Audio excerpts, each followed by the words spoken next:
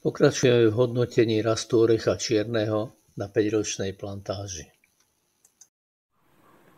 Sme na 4-ročnej plantáži orecha čierneho.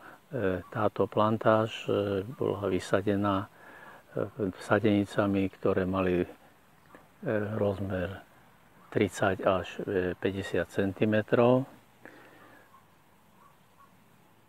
Vedľa toho vidíme rad dvojročných sadeníc a škôlku sadeníc orecha čierneho.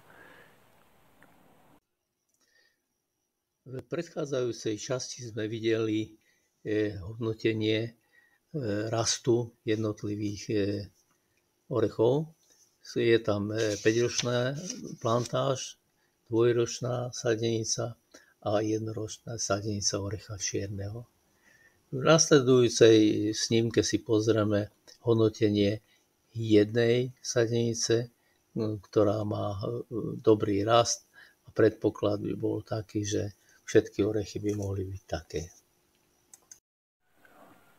Hodnotenie rastu orecha čierneho na plantáži bola vysadená sadenica 30 cm a v prvom roku dosiahla výšku 85 cm.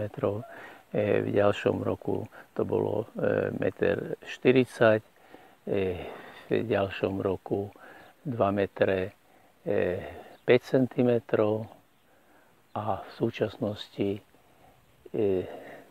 tohto roku dosiahol prírastok 170 cm.